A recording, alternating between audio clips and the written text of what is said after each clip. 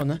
Y tenemos a Manuel el Chino Flores acá con nosotros en el estudio de Al Suave. ¿Qué tal, Chino? ¿Cómo estás? Al suave, hermano. Aquí está. ¿Todo al suave? Todo al suave, tranquilo. ¿Al suave es una palabra que utilizas o no mucho? Siempre se utiliza. ¿Siempre? Sí, porque es una de las frases más utilizadas en el léxico salvadoreño y centroamericano.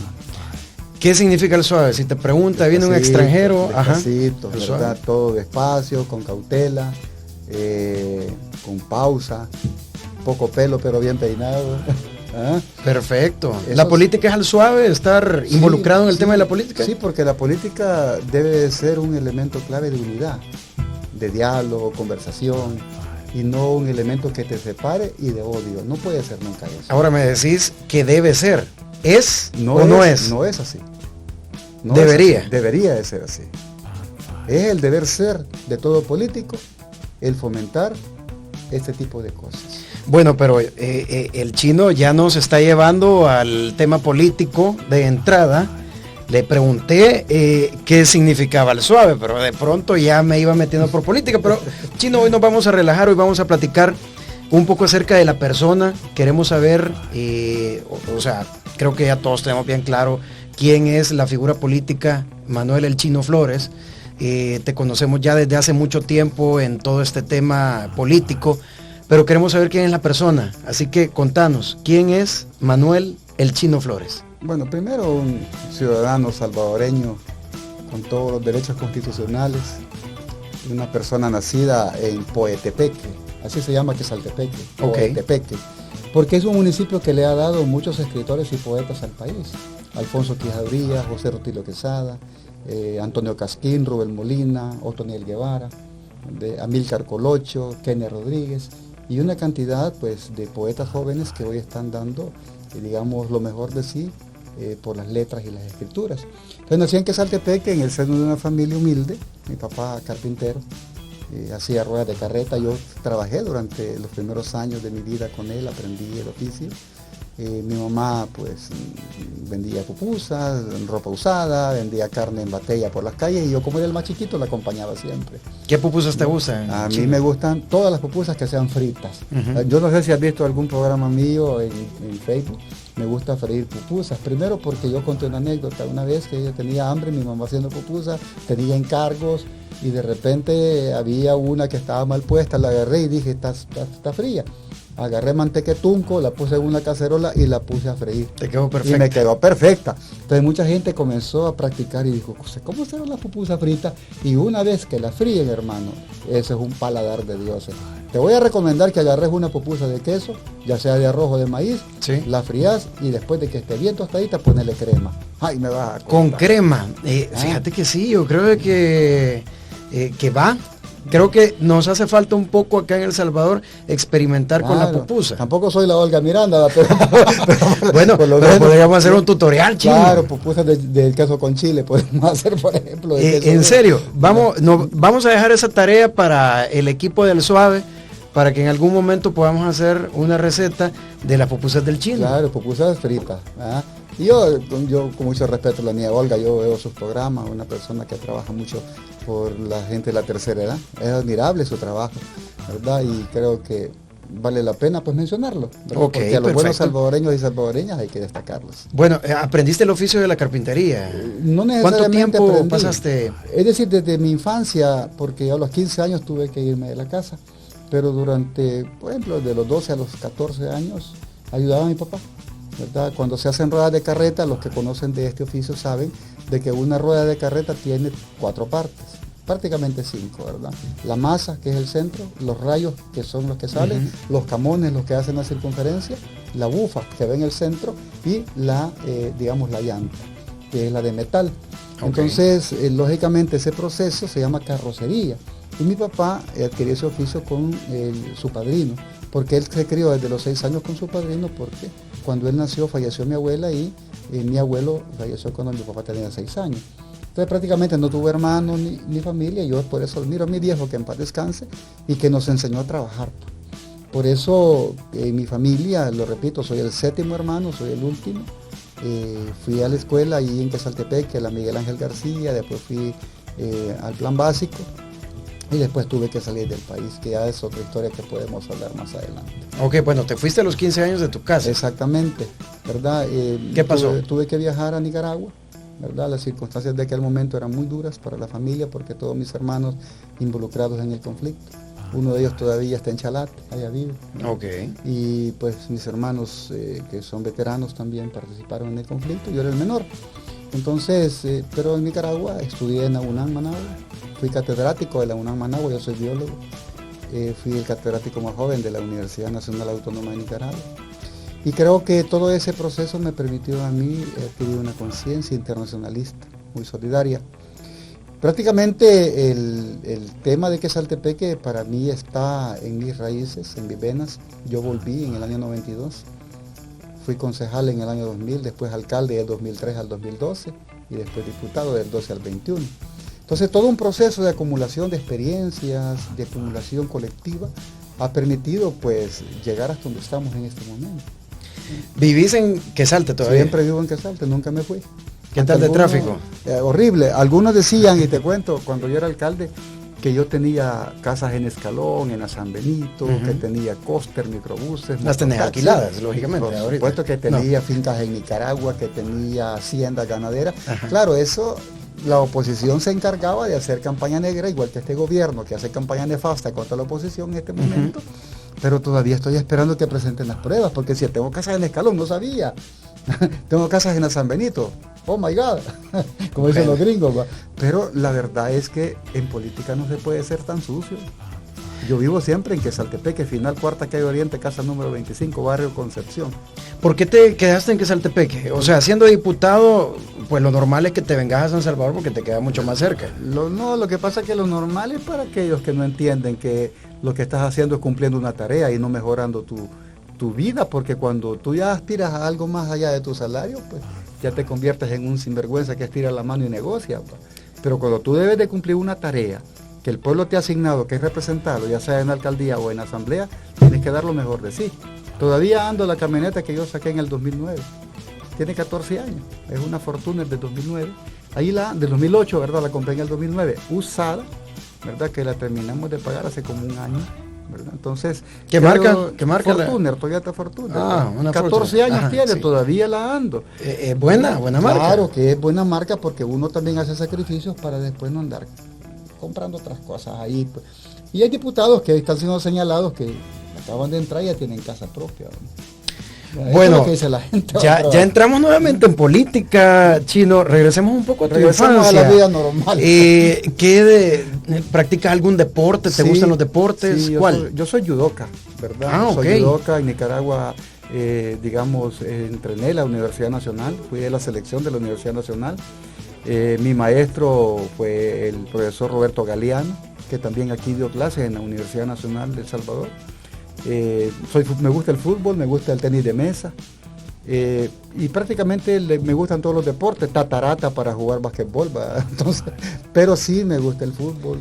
Mira, pero empezaste a practicar este deporte cuando llegas a Nicaragua. Sí, acá en El Salvador no habías practicado. Aquí no practiqué, allá sí practiqué el judo. ¿Por qué? ¿De dónde nace todo esto del encanto que tiene el Chino Flores por China? Lo que pasa es que desde pequeño a mí me gustó la lectura, y comencé a leer cualquier cosa que llegaba a mis manos. Llegaba, por ejemplo, a mis manos un poco de literatura de Otto René Castillo. Por ejemplo, yo en el año que estaba, creo que en cuarto grado, en la Escuela Miguel Ángel, pasé a declamar un poema de Otto René Castillo en un 15 de septiembre. Estaba en primaria.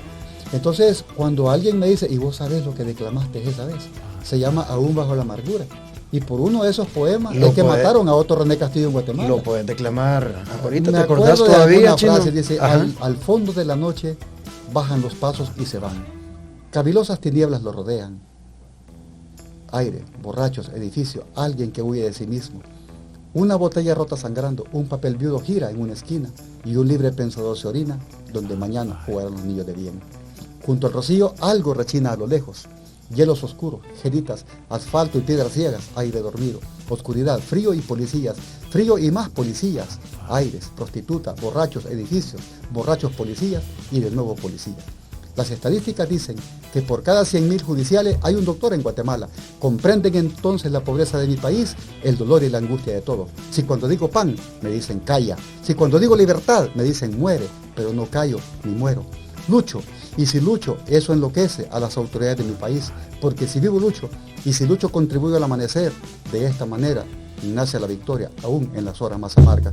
Eso declamé esa vez. ¡Aplausos, señores! ¡Grande! Le hice algunos cambios, pero... improvisó también, improvisó. En cuarto grado, cuando declamé ese poema de Otto René Castillo. Y por eso fue que lo mataron en Guatemala. Pero tenías idea de lo que estabas haciendo, de lo que estabas declamando. Porque yo también leí a Leonel Rugama, el poeta revolucionario de Nicaragua. O sea que, bueno, ¿cuántos años me dijiste que tenías para ese entonces? Imagínate, estaba en cuarto. Cuarto grado, no probablemente unos 10 años. 10 años aproximadamente. Quiere decir que desde entonces no solamente leía, sino que también interpretaba lo que estabas leyendo. Exacto, porque de repente llegó a mis manos un libro de Mao Zedong. Y comencé a leer La Gran Marcha, comencé a leer, por ejemplo, los procesos transformadores de China, la organización comunitaria campesina, la primera, digamos, estructura que se formó en China de manera, digamos, formal, que es una cooperativa, como un experimento social que dio resultados en una provincia cerca de Chongqing. Entonces, y de repente me comenzaron a gustar las películas chinas de Bruce Lee, de Wang Yu y una cantidad de cosas, pero me interesaban más los procesos de organización desde los 12, 10 años. Al final le comencé a leer a Sun Tzu, El arte de la guerra, comencé a leer a los 4 libros fundamentales de Confucio y el último que fue incluso terminado por Mencio. Comencé a leer un poco sobre Buda y especialmente la cultura oriental. De allí llegó a mis manos, como mi mamá vendía ropusadas, ya lo dije al principio. Eso te iba a preguntar, o sea, ¿quién te proveía de todos estos libros? Lo que pasa es que yo era estudiante ya estando en el José María Peralta Lagos, ya estudié ya en secundaria, 7º, 8º grado. Y ya allí pues me organicé en el movimiento estudiantil, tenía 14 años. Ya el espíritu uno lo trae, ¿verdad? Ya lo trae, o se adquiere o se trae, pero yo lo traía. Entonces comenzábamos los colectivos de estudio y en los colectivos de estudios hablábamos de la historia del país, ¿verdad? Ya hablábamos de Anastasio Aquino, de Farabundo, ya hablábamos de la historia. ¿En qué momento nace el apodo de Chino? Desde chiquito. Dónde, pero viene de dónde, o sea, por los rasgos físicos o por ese amor que tenías por China. Por ambas cosas, porque en China chino me dicen. Ah, ok. Ajá. Los chinos me dicen chino, ¿verdad? Entonces, y creo que esa parte es combinada. Yo tuve la dicha de ir a China en el año 82 la primera vez, ¿verdad? Cuando estuve en Corea del Norte. ¿Cuántos años tenías? Tenía 17 años. 17 años. Lo más loco, alacranes fritos. Lo más loco. Sí, lo que pasa es que... alacranes bueno, fritos. Que eso fue lo más loco que comiste en Sí, gusanos en China. de seda. Hay una calle que se llama la calle Nanfujin, en Beijing, que cerca de la calle Guanfujin hay un lugar que se llama el Centro Culinario Nocturno de Beijing. Y ahí te llegan a vender de toda cosa y llegan turistas de todo el mundo. Ahí encontrás estrellas de mar fritas, camarones, ahí encontrás alacranes, ahí encontrás 100 pies, colopendras fritas, ¿verdad? Abriste tu mente para claro, poder comerte todo si eso. Lo comen ellos, lo comemos nosotros. Los mexicanos comen grillos, comen... Mira, y contanos esto de los murciélagos y todo eso, ¿es real? Sí, además el murciélago es un ¿cómo se llama? Es un mamífero, ¿verdad? Y nosotros aquí ¿Ya lo probaste? comemos los cuzucos, claro. ¿Lo probaste? Claro, ¿Y qué tal? Sí, rana, ¿A qué sabe? Eso, a murciélago. Pero podrías comprarlo con algo, no sé. Sí, como pollo, algo así. ¿Tipo pollo? La mayoría de mamíferos tienen casi el mismo sabor. Tú te comes un cuzuco o te comes, por ejemplo, un pedazo de cotuza, ¿verdad? Tú conoces las cotuzas, ¿verdad? Sí. Que son los únicos animales que menstruan, por ejemplo, mamíferos. Okay. Mismo sabor, ¿verdad? O de repente tú te comes cualquier tipo de mamífero o herbívoro o como sea, saben el mismo, ¿no? Entonces tú dices, deme ancas de rana, casi pollo, ¿verdad? Bueno, viajaste a China con 17 años, ¿y a qué ibas? Es un encuentro mundial de jóvenes, Okay. ¿verdad? Y fui como parte de la juventud sandinista en aquel tiempo, porque yo estaba allá en Nicaragua. En Nicaragua. Y después regresé ya en el año 2003, ya como alcalde de Quesaltepeque. Fundé la Asociación de Amistad China-El Salvador en ese año. Pasaste del 82 hasta el 2003 en China. Sí, porque lo demás lo viví en Nicaragua, ¿verdad? Estudié en Nicaragua, ya te lo dije. Ok, ¿verdad? sí. Fui catedrático establecimos los colectivos de apoyo para el FMLN en Nicaragua. Ok. ¿Verdad? Teníamos equipos de artesanos, equipos sociales, y participé, digamos, en la producción de Nicaragua, dirigiendo batallones, se le llamaba batallones de producción, ¿verdad? En la unión de producción estatal, cortando café, cortando algodón, cortando caña de azúcar, abonando cafetales en el tiempo, digamos, de la revolución, en el tiempo del bloqueo de Estados Unidos que le puso a Nicaragua. Ah. Y ahí es donde uno se involucra, fortalece su conciencia, ¿verdad? Y sigue estudiando. Saqué algunos, digamos, diplomados sobre botánica, fitomejoramiento, genética, y además, pues, digamos, tuve cursos sobre, digamos, oratoria, de política exterior, de política internacional.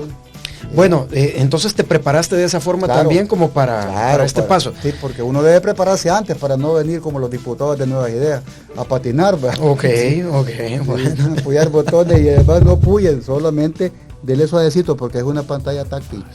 ¿Ya? Ok, bueno, Chino, realmente pues has tenido bastante cercanía con todo esto, con China, sí. Y es por eso que pues te conocemos por eso. Sí. Seguís teniendo relaciones. ¿Cómo lograste poder entrar y encajar en esa sociedad? Porque es una cultura completamente diferente. Lo que pasa es que en ese año nadie hablaba de China, todo el mundo se escondía. ¿Ya? Por ejemplo, el tema del idioma. El tema del idioma no es ningún obstáculo porque en China hablan español, muchos. Okay. Sí, hay academias de español. Ellos hablan inglés, hablan español. Y tú te acuerdas que en la época de los 80, 90 andaban una cantidad de chinos por América, tomando fotos, pero también hablando el idioma, aprendiendo el idioma. En la época del presidente Hu Jintao salieron más de 50 millones de chinos a prepararse. Y precisamente para enfrentar lo que ellos están enfrentando. Por eso son la primera potencia, ellos se preparan, no sacan las cosas de la manga de la camisa como este gobierno, inventando cualquier cosa y de repente pues les cae. Entonces creo que en la parte clara uno debe de estar preparado desde antes. Yo fundé la Asociación de Amistad con un grupo de amigos, ¿verdad? China y Salvador. Después fui a fundar la Asociación de Amistad en Costa Rica, Nicaragua, Belice, Honduras y fundé la Federación Centroamericana de Amistad con China. Eso me permitió que el gobierno chino me condecorara con la medalla de amistad en oro. China, América Latina y del Caribe, la quinta en historia. Entonces muchos de los que hablan de que este gobierno es el que ha hecho las relaciones con China desconocen todo lo que ha pasado en los últimos 25 años. Entonces a mí me recibió la primera vez la señora Li Chaolin. ¿Y quién es ella? Era en ese momento vicepresidenta de la Asociación de Amistad del Pueblo Chino con el Extranjero. ¿Y cuál era, digamos, la importancia? Era hija de un expresidente, del expresidente Li Cheng-yen. ¿Y quién fue Li Cheng-yen? Fue ministro de Finanzas de Mao Zedong y además fue el que aperturó las relaciones con los países africanos. Entonces, prácticamente ella era la que me dio el apoyo, la que propuso mi condecoración, ¿verdad? Y todo eso ha permitido que los chinos me vean a mí como el amigo más importante, no solo de Centroamérica, de los más importantes de América Latina. Eso se construye con el tiempo, eso se va construyendo con amistad, eso se va construyendo con disciplina y sobre todas las cosas con lealtad. Pero lo más importante, se va construyendo con sinceridad. ¿Cómo era el Chino en la juventud? ¿Era noviero o estaba siempre enfocado en todo el tema de la revolución, empapándose de temas para poder... Un joven normal. Joven normal. Normalísimo, que le gusta el deporte. ¿Cuántas novias, Chino? ¿Ah? ¿Cuántas novias hasta los 20 años aproximadamente? 400. Unas 400. Mira, lo importante aquí es esto. Un joven de una extracción humilde que tuvo posibilidad de estudiar, mientras que otros con una cantidad de dinero y herencias no pudieron estudiar, porque son haraganes. Haraganes, que no se levantan temprano y no les importa. Y hoy les hacen falta esos títulos. No, y eso pasa pues, ¿verdad? Y creo que también es importante mandar ese mensaje para toda la juventud, claro, que muchas veces, si tenés recursos limitados en tu infancia, no quiere decir que no vas a poder lograr tus objetivos. Fíjate que cuando yo me tiré de candidato a alcalde la primera vez, se pusieron a reír. Y dijeron, el hijo del carpintero, el hijo de la niña señora que vende en el Tu mercado. mismo entorno allá en Quesaltepeque. Un entorno, acuérdate que yo he jugado en el papi fútbol, en el torneo regional, y tengo amistades por todas partes, ¿va? Pero muchas veces los opositores, la derecha especialmente, decía, "Ay, ¿cómo va a ser el hijo de un carpintero? O de una señora que vende en el mercado alcalde". O sea, te menosprecian, no se llama malinchismo. Porque al igual que muchos piensan de que deben de ser extranjeros que han venido a nuestro país, los que van a ocupar la silla de edilicia o presidencial, están equivocados. Mejor apoyemos al que nació en El Salvador, hombre, y le gané la alcaldía. Prácticamente ha vuelto a pasar lo que ocurrió cuando dijiste que ibas a ser diputado o alcalde. Pero se rieron cuando dije que iba a ser Ok. alcalde y estuve 3 periodos. El único en la historia de Quesaltepeque que se ha reelecto. Y si no, busquen. Ni antes ni después, ya van 4 alcaldes y este que está tampoco se va a reelegir. Y después, en el 2012, dije, voy a buscar la diputación. ¿Cómo va a creer que vas a llegar a ser diputado? 3 periodos. Y hoy que anuncio que voy a ser precandidato a la presidencia, se ríen. Entonces eso se llama malinchismo, porque no conocen las potencialidades de cada uno, porque piensan de que tiene que venir a un extranjero a dominarte. Bueno, ya que regresamos nuevamente al ámbito político. De zurda. Bueno, es que a lo Messi, a lo Messi, ¿verdad? Ajá, como una vez dije, a lo Messi, vale, y rapa. ¿Cómo has tomado eso? De repente siempre toman algo que decís y de pronto te hacen un comentario, se mueve mucho en redes. Sí. De hecho, generas mucho contenido, Sí. no solamente de tus cuentas y los que están a favor, sino que también de tu oposición. Lo que pasa es que como no tienen nada que sacarme, no tengo cola, no me pueden sacar ningún acto de corrupción, ningún robo, ni que me apropié de nada, ni que tuve familiares trabajando en el gobierno durante los años que fui alcalde o diputado, ni que metí a ningún familiar en la asamblea cuando fui diputado, ni que agarré 5 centavos más allá de mi salario, ni que metí familiares cuando fui alcalde de Quesaltepeque que trabaja en la alcaldía. No tiene nada que sacarme. Y que tengo 2 hijos profesionales, uno que es abogado y el otro que está estudiando relaciones internacionales y habla 3 idiomas, incluyendo el mandarín. Eso es el orgullo. Chino, ¿por qué candidatura presidencial y no pensar de pronto en volver a ser alcalde de Quesaltepeque? Porque ya estuve. Ya estuve. Pero, ¿cómo está actualmente Quesaltepeque? ¿Cómo lo ves? Desastroso. ¿Por qué no pensar nuevamente en dar ese paso, regresar a la alcaldía de Quesaltepeque, para que nuevamente te vuelvas a perfilar con una buena imagen? Ya estuve. Ya la gente sabe de mi imagen. Yo te voy a poner un ejemplo. Cuando hay un concierto y llega el artista te toca en los últimos momentos las mejores canciones. Okay. Y te cierra con la mejor canción y te cierra con los mejores aplausos. Pero hay algunos artistas que no entienden el mensaje del público y que ese aplauso piensa que te está pidiendo que volvás. Y de repente el artista se siente, yo soy el mejor del mundo. Y comienza a cantarte otra vez canciones que al público no le gusta. Y después de haberte aplaudido fuertemente, te comienzan a decir, ya bajate. ¿Ya? Entonces tú te tienes que retirar en el mejor momento.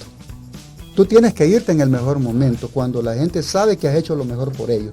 Y yo di lo mejor porque Saltepeque y la gente lo recuerda. Y te digo con toda justicia, yo puedo ir de candidato a alcalde y gano la alcaldía. Pero ya estuve allí. Hay que darle oportunidad a las generaciones que están ya en este momento dispuestas a sacrificarse por mejorar el pueblo. Estuve 9 años en la asamblea. ¿Qué hiciste como alcalde? Mira, sencillo. Transformamos al municipio más violento de El Salvador en el municipio de la cultura, el deporte y la salud. Tú viste que durante los años de gobierno mío, la Misión Milagro fue un éxito. Y compramos 2 buses. Y esos buses llevaban a la gente a Nicaragua a operarse. Firmé un convenio con San Marcos, municipio donde un amigo mío, ¿verdad?, don Freddy Mercado, en su casa hospedaba, en su casa, y les daba de comer a 40 o 50 compañeros y compañeras que se iban a operar al digamos, hospital cubano. Y la gente se operaba.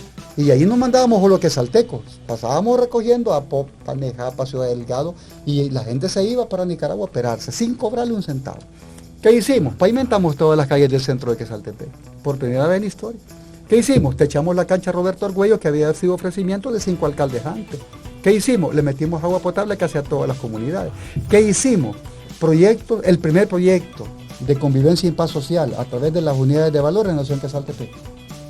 El primer proyecto de adultos mayores. Las escuelas de fútbol. los proyectos de los niños, escuelas de basquetbol, la primera escuela de voleibol formal en Quesaltepeque, y sobre todas las cosas, 7 centros de cómputo. El centro de cómputo Hasenberg de Dinamarca me donaron 500 computadoras en aquellos tiempos, Lenovo, y ya están desaparecidas. Okay. Ya no existen más los centros de cómputo. Dejamos Chino, herencias sociales fuertes y todavía mantienen esos proyectos. Creo allí que, un poquito, pero los mantienen. Creo que tenés, pues bueno, fácilmente puedes decir que dejaste un legado en Quesaltepeque. Lo dejamos con el consejo y la gente que me apoyó, no fue solo yo. Bueno, tu equipo de aquel entonces logró eso. ¿Por qué no se dio una candidatura a la presidencia en aquel entonces? Primero porque hay que prepararse más. Y todavía tenía ¿Fue porque que pasar... tú lo decidiste o porque no se te permitió? No, es que lo que sucede es que en los procesos uno debe de medir los tiempos. Okay. Los tiempos de Dios son perfectos.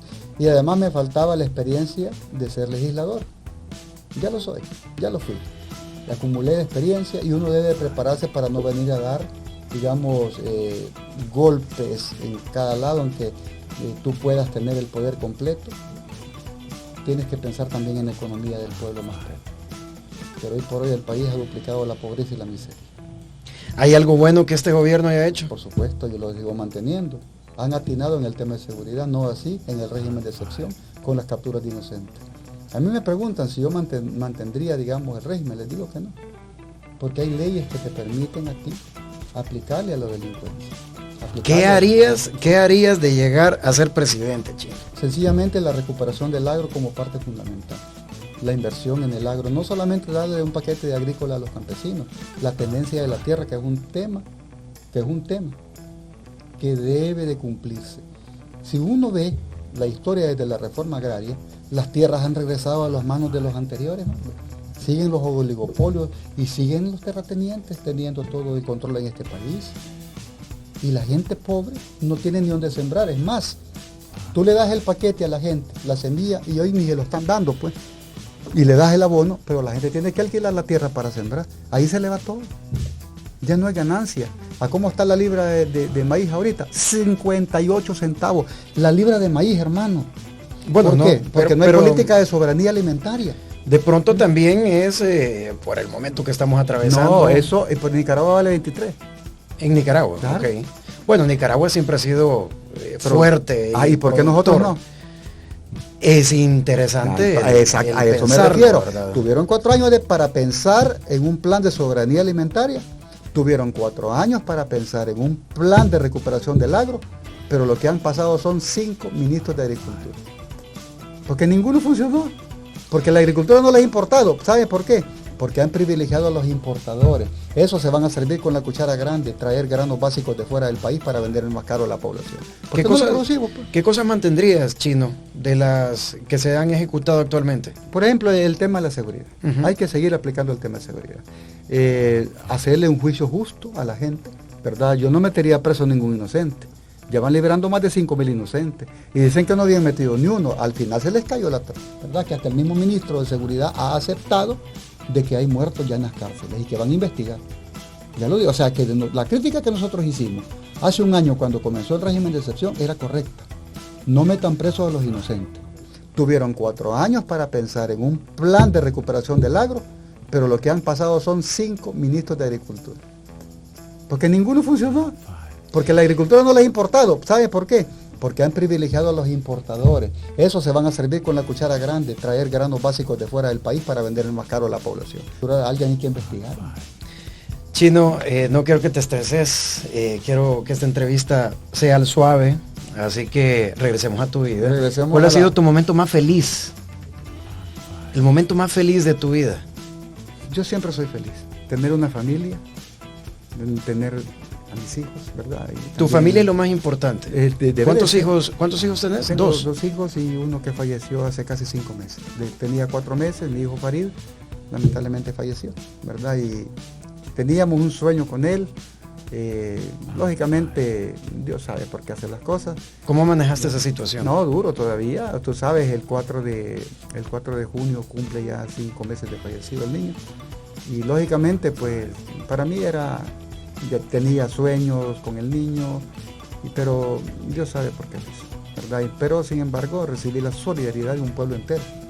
O sea, el país entero se solidarizó con mi familia, con mi pareja, con la mamá de mi niño, ¿verdad? Y creo que es parte también de un proceso, pues, de vida. Y lógicamente eso me ha permitido también hacer grandes reflexiones respecto a lo que se debe hacer por la familia y por el prójimo. Para mí los momentos de la vida deben de verse así, como felicidad, porque por tener vida, compartir lo que uno tiene, no lo que le sobra, es parte de mi felicidad. Ver a mis hijos graduarse es parte de mi felicidad, ¿verdad? Ver a mi pareja graduarse como abogada es mi felicidad. Y además, ver a mis hermanos prosperar como los mejores artesanos de flores de madera en el país, es mi felicidad. Mi hermana es la mejor artesana de flores de madera en el país. Y tú puedes comprar esa artesanía en cualquier centro comercial de prestigio. ¿En serio? Por supuesto que sí. Bueno, hagámosle la publicidad. Se llama, artesanía Janita, tú la puedes encontrar incluso en el Árbol de Dios, la puedes encontrar en Simán. Claro, okay. Puedes encontrar la artesanía de las flores de madera de mi hermana. Es lo mejor que existe en el país. ¿Cómo no sentirme orgulloso de una familia de artesanos y trabajadores? ¿Verdad? Entonces, cuando uno lo atacan, es porque no lo conoce. ¿Algo así? Yo soy memero. Okay. Ya, cuando estaba en la asamblea me decían el diputado memero. Ya, y es más, ahí hay ¿Pero por qué? Cosa, ¿porque te gusta compartirlo? Porque... es más, cuando a mí me hacen memes me encanta y los comparto en mis redes. Y hay unos youtuberos, facebookeros... ¿Cuál es el meme favorito tuyo que bueno, vos has dicho, no, esto está buenísimo, lo voy a mandar a este grupo? Uno que sacaron cuando me postulé la candidatura a la presidencia, ¿verdad? Hicieron un meme como un payaso. Entonces, claro, los opositores, a la gente así lo ven, ¿verdad? Que nadie se puede enfrentar al presidente. No es Dios, puede ser derrotado fácilmente, ¿verdad? Bueno, en ese caso, recuerdo que hubo una entrevista hace poco, sí, con Natán. Sí. En la que, pues bueno, Natán te dijo, ¿en serio crees que puedes competir contra el presidente? Claro. ¿Y qué Dios? Pues? Esa fue tu respuesta, de hecho, en ese momento. No Dios. ¿Estás completamente seguro?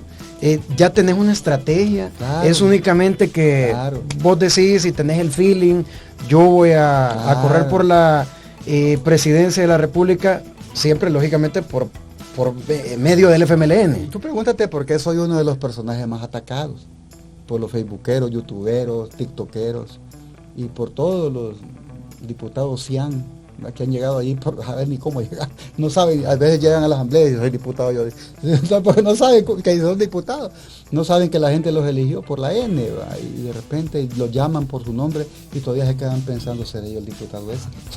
Mira, entonces, pero creo que uno debe de estar claro cuáles son sus potencialidades, ¿verdad? Y tenerle miedo solo a Dios, hombre, agachar la cabeza solo ante Dios. ¿Y en algún momento has estado enfrente de uno de estos diputados que decís que te ataca? Agachan la cabeza. No, entre ustedes no hay un saludo cordial. ¿Cómo no? Si yo soy amigo de muchos de ellos, es más, yo no tengo problemas con nadie. Yo les escribo, es más, yo le agradezco a Neto Castro, el presidente de la Asamblea, que me envió una ofrenda cuando mi hijo falleció, ¿verdad? Y la mandó, como exdiputado mandó una ofrenda. El diputado Juan Carlos Mendoza de Gana mandó otra ofrenda. Nuestras diputadas del Frente mandaron ofrenda. Es decir, Chino, se ha hablado de una alianza entre Arena, FMLN y otras fuerzas políticas para poder competir para las presidenciales del próximo año. Que les vaya mal.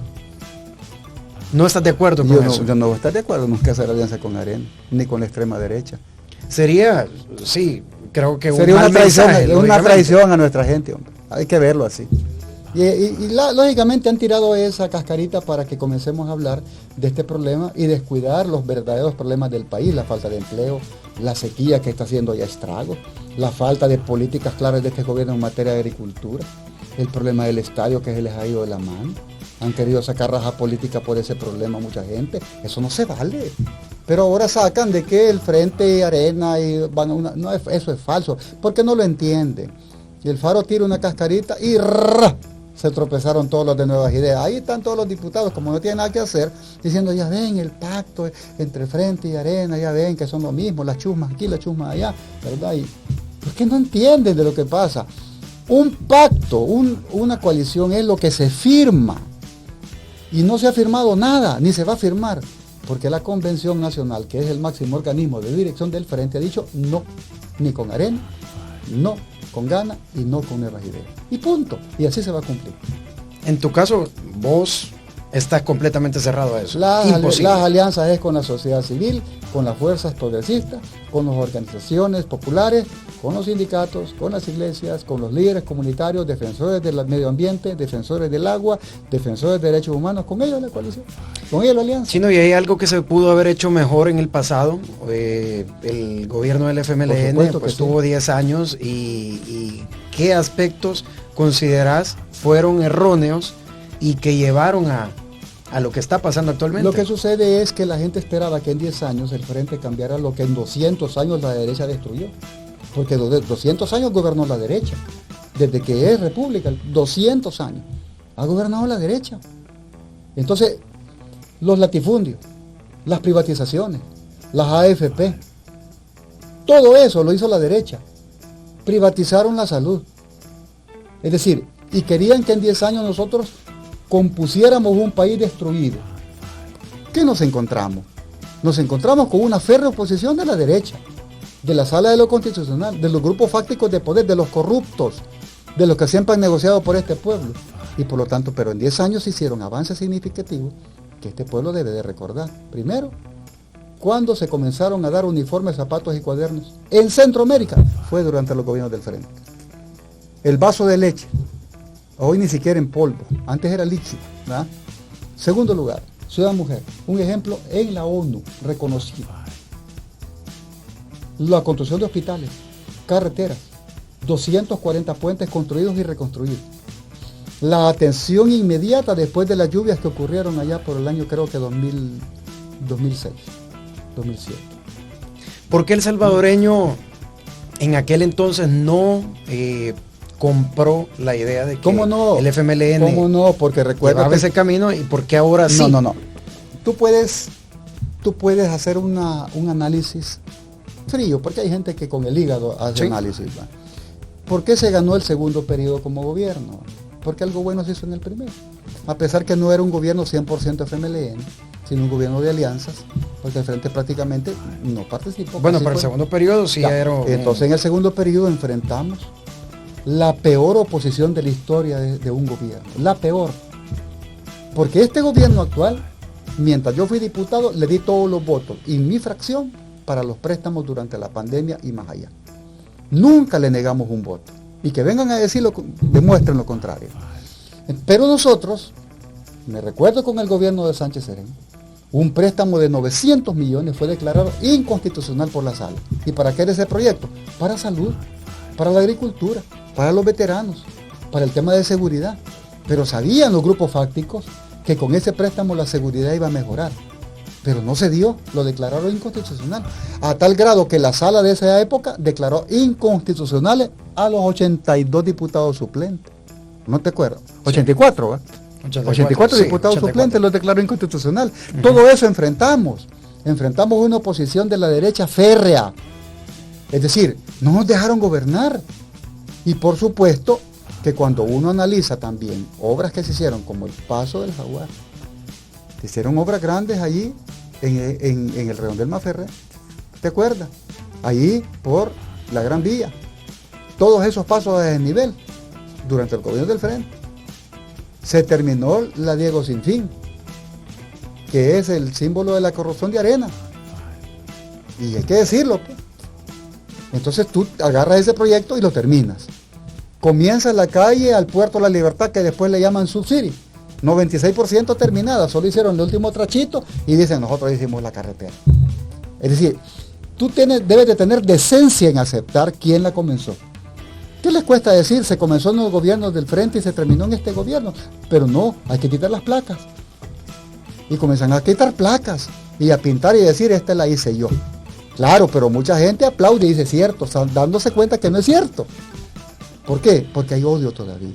Y comienzan a decirte el Frente esto, el Frente lo demás, pero la pregunta del millón, ¿cuántos están condenados por lo que acusan al Frente? Y de repente dice, el Frente negoció con las maras. ¿Dónde está eso? No está el partido haciendo eso. Claro, cualquier trasnochado te acusa. Hay unos videos. No. El Frente como partido Si lo hacen... Fueron algunas personas probablemente... Que los investiguen a ellos. Ok. Que los investiguen. No fue la institución, sino algunas personas. Claro, pero la campaña malintencionada, maliciosa, nefasta, te dicen, fue el frente y te comienzan a financiar de los fondos del Estado. Youtuberos, facebookeros, tiktokeros, opinólogos, viejitos opinólogos que los han sacado y han vuelto, ay, es cierto, y fueron parte de los gobiernos del frente. Yo te digo, ahí tenés en la Asamblea Legislativa diputados que fueron del frente, funcionarios del frente, que fueron asesores del frente, de funcionarios del frente. Ahí están. Y de repente no contaban con que decían, allá por el 2014 se hizo el pacto, sí, pero en el 2014, ¿en qué posición estaba, por ejemplo, el alcalde de San Salvador actual? Estaban en el FMLN y andaban de rojo. Fue un error, Chino, haber sacado a Nayib de... Yo no sé si es error de las filas del frente. No sé si es un error o un acierto, pero tú te puedes imaginar qué estuviera pasando en el frente en este momento. Bueno, probablemente podría ser candidato a la presidencia por el FMLN. No se sabe. O si el frente existiera todavía. O ya lo hubieran liquidado. Que es la tarea que tienen hoy, liquidar al frente, porque de quien hablan es del frente. Yo creo que mañana, vamos a cambiar de nombre a la entrevista, a esta entrevista específicamente, porque no he estado tan al suave, yo la siento un poquito. No, esta va a ser la entrevista intensa con el Chino Flores. Y ahorita estoy al suave. Chino, fútbol, ¿a qué equipo le vas? Mira, antes, como mi papá le iba al FAS, a mí me gustaba ver al FAS de Casadei, Amado Abrán, Pichoni, el FAS de Manuel Jovino Álvarez, David Cabrera, el FAS de Imacasa Recino, mi amigo. Entonces, a mí me gusta el fútbol y compararlo. Pero, ¿cómo comparás, por ejemplo, en el ámbito de selección? ¿Cómo comparás a las selecciones del 80-90 con la actual selección? Bueno, la última selección que fue un mundial es en el 82, de ahí ninguna otra. ¿Pero qué crees que pasó? Porque de pronto en aquel entonces se tenían menos recursos de los que se pueden tener ahora, porque es cierto, no, la selección no tiene los mejores recursos actualmente. No tenemos un estadio con una cancha adecuada, como ya la tiene Costa Rica, como ya la tiene Panamá y otros países de la región, pero sí hay mucho más recursos de los que se tenían en aquel entonces. Sí, yo me recuerdo hablando con Chamba Mariona, con Salvador Flamenco Cabeza, y también con Mario Monge, y una vez con Mon Martínez, cuando vino hace poco a San Miguel, hablé con él y me decía, si a veces nosotros nos tocaba comprar hasta las vendas. Y cuando fuimos al Mundial de 70, nos robaron hasta las maletas. Y los premios que se consiguieron se los repartieron los federativos. Incluso me comentan en el 82 que algunos federativos sacaron a seleccionados de la nómina oficial para meterse ellos y tener derecho a los hoteles y entrar a los estadios. Por eso cuando tú preguntas, ¿y qué pasó con el Chachama Quintero, que es el capitán de la selección? Lo sacaron. ¿Qué pasó con Lotario, el goleador histórico de la selección? ¿Qué pasó con la Mica González? Bueno, pero rendía más la selección en aquel entonces, sí, de lo que rinde ahora. Es más, El Salvador fue a un mundial en el 70 con 16 selecciones, 16 nada más, y clasificó. Y heroicamente, pues, con el aporte de Genaro Cermeño, de Mon Martínez, Pipo Rodrigo, Elmer Acevedo, el Indio Vázquez, el Ruso Quintanilla, digamos, con el aporte de la Araña Magaña, el Flaco Pineda. Y mira, en fútbol internacional. En el fútbol internacional, a mí siempre me han gustado las selecciones pequeñas, ¿verdad? Tú sabes que competitivamente la primera selección, si mal no recuerdo, africana en participar en un mundial fue Egipto, allá por los 32. Pero una de las primeras que clasificó un mundial después de Marruecos fue Zaire, ¿verdad? Que antes se llamaba Zaire, hoy República Democrática del Congo, ¿verdad? En un momento difícil, ¿verdad? Con una dictadura de Mobutu Sese Seko, esa selección participó y tiene en su récord después de El Salvador la goleada más grande, 9-0 contra Yugoslavia. Pero hay casi, un tema, casi. Claro, pero cuando se habla de la goleada histórica de El Salvador, muchos no saben lo que ocurrió. Tuvieron que viajar más de 3 días la selección desde El Salvador hasta España y llegaron un día antes del partido, sin concentración, sin estudio previo del escenario, mientras los húngaros ya estaban ahí hace un mes. No habían comido, entonces llegaron, te puedes imaginar, un día antes. claro, se habla de la goleada, pero no de cómo los ha tratado la federación a la selección del 82. Se habla de otra injusticia, ¿va?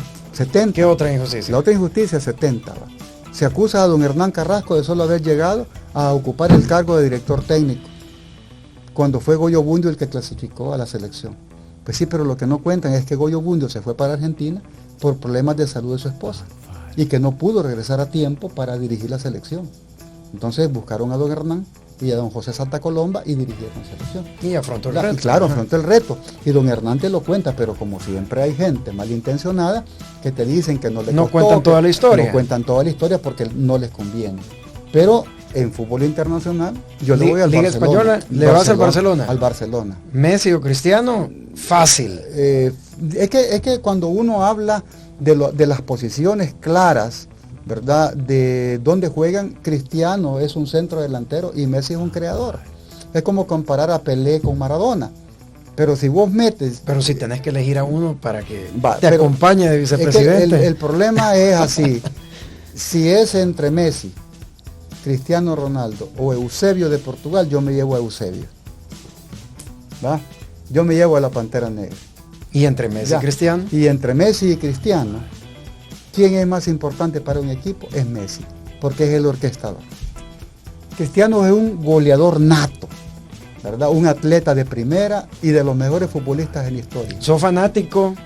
¿Sos de los que defiende a capa y espada su equipo? No, yo me puedo poner de pelear por tu equipo. Yo me puedo poner camisa del Real Madrid, sí, del Barcelona, del Chelsea, la camisa ahorita y me la pongo, ¿va? No es problema. Pero el problema es que algunos hasta se matan por eso. ¿Y la de Nuevas Ideas se la pones? No, esa sí no me la pondría jamás, de los jamás, ¿verdad?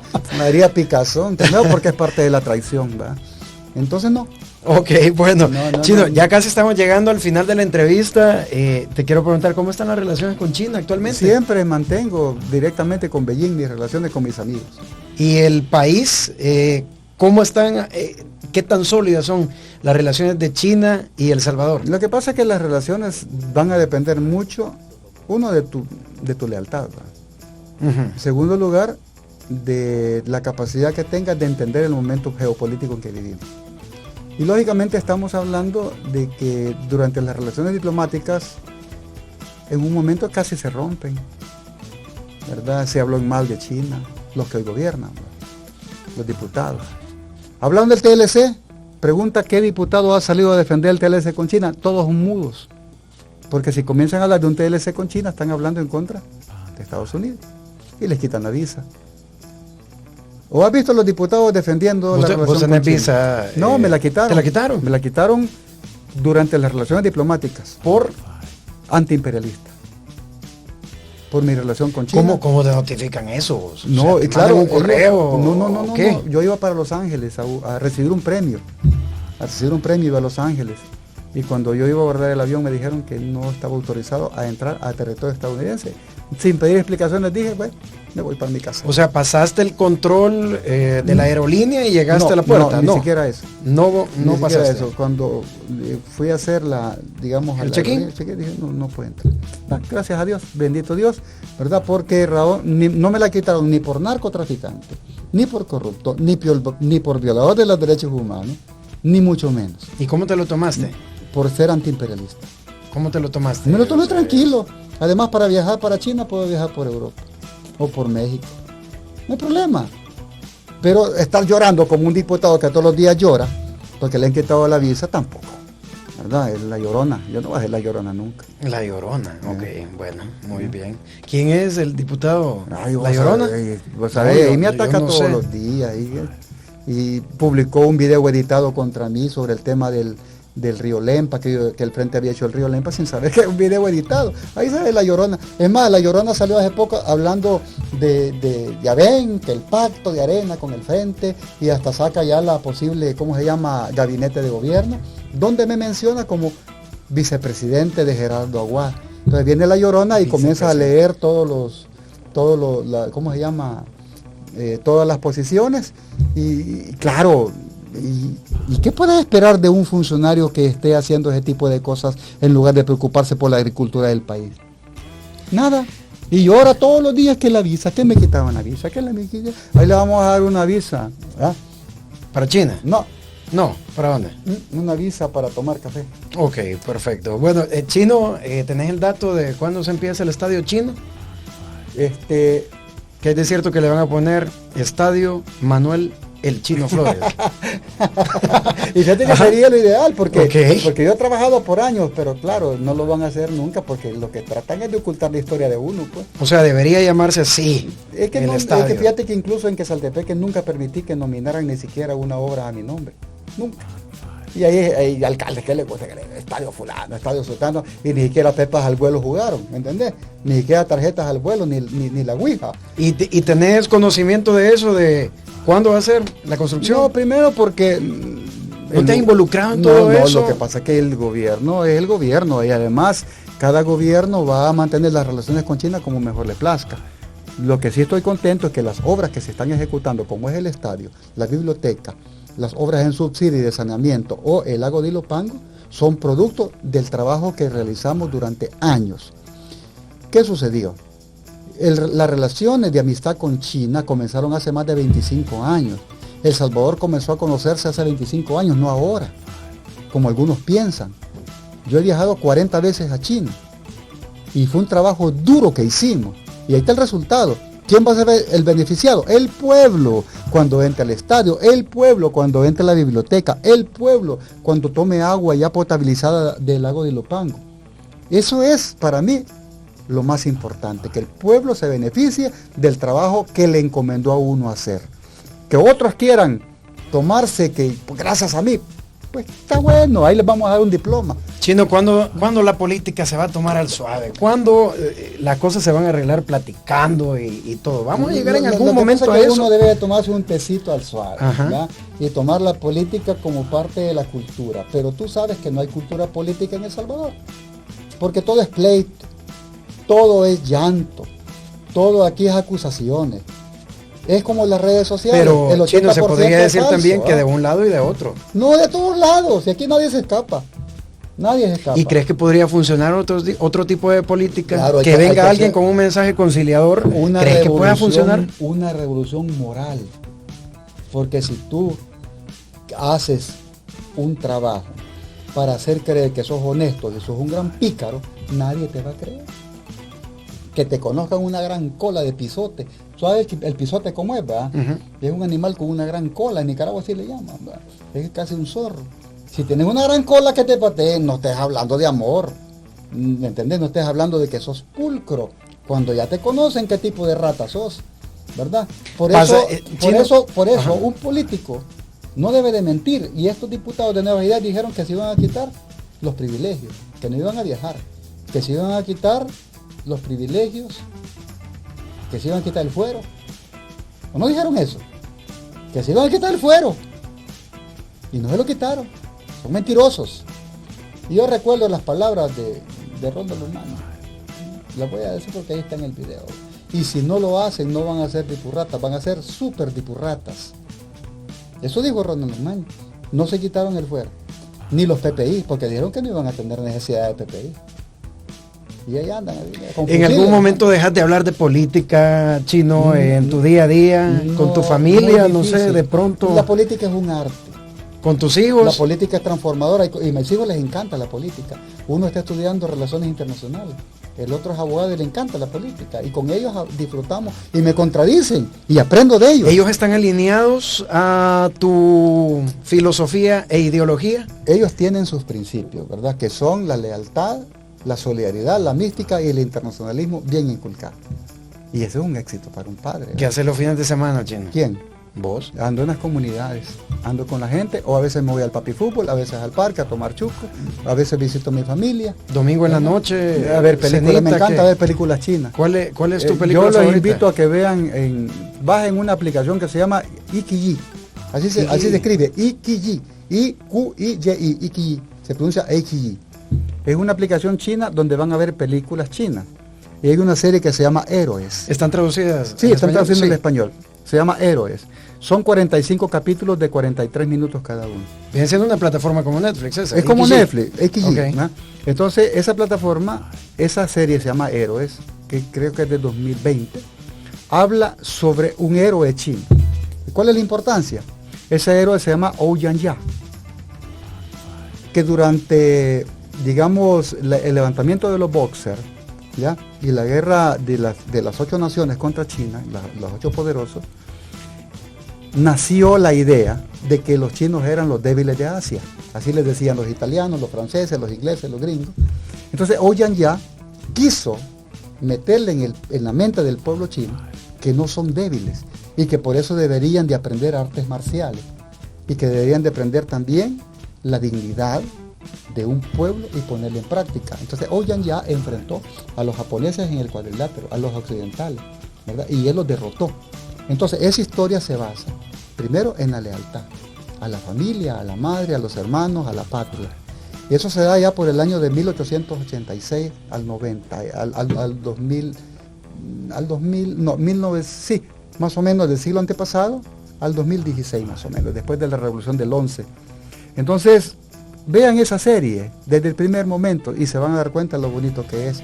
Se llama Ikiji, la plataforma china. A mí me gusta. Y esa se puede descargar en cualquier inmediato, pantalla. ahorita todo lo puedes descargar. Mira, ¿y cómo se dice el suave en chino? No sé, mi hijo sí sabe. Yo no aprendí una sola ¿No palabra. aprendiste? No. Ah, ¿en No, serio? ni una palabra. Y yo te iba a pedir que hicieras la despedida en mandarín. No, ni una palabra. Ok. Ya Gabarí Perruski. Ok. Solo hablo ruso, no chino. Ah, ¿en serio? Sí, Bueno, sí. entonces, despedite en No, ruso. no, español mejor. Es una falta de respeto para nuestro Ok, pueblo. Sí. y la despedida. No, muchas gracias. Me he sentido cómodo en este programa. Bien al suave lo llevamos. Esta plataforma me encanta porque es muy práctica, muy libre y no hay preguntas tendenciosas ni mucho menos hay cartas ni bajo la mesa ni bajo la No, manga. la mesa es ¿Ah? transparente. Para que vos Y por veas. esa razón muchas veces a mí me gusta usar camisas manga cortas para no andar mangas largas y meterme las cartas debajo de la camisa. Ok, perfecto. Bueno, señores, esto ha sido Al Suave, la entrevista. Una última pregunta que me la está pidiendo el gordo Armando, el gordo Sabor, que si te gustan las tortas del chino. Las los tortas panes del del chino, gordo. los panes del chino. Sí, a mí me gustan los panes del chino, pero también la noticia que me han dado, y muchas gracias, Sí. ¿verdad? Al gordo Sabor, y es que durante 3 meses voy a tener torta gratis donde él. Ah, ¿en Qué serio? gran noticia, te lo agradezco, ¿verdad? Y prácticamente, ahí te voy a pagar con publicidad, como Con Bitcoin. como influencer. Con Bitcoin. El Bitcoin es un fracaso, hombre, eso ya la gente no lo quiere. Hablamos del Bitcoin. Hablemos del Bitcoin. Sí. Cuando quieras. Perfecto, señores. El Chino Flores, para todos ustedes en El Suave de la entrevista. Ha sido una interesante plática. Chino, un gusto No, gracias. haberte tenido Muchas acá. gracias. Bueno, esperamos que hayan disfrutado esta entrevista. Regresamos con una nueva dentro de unas semanas por este mismo canal de Al Suave.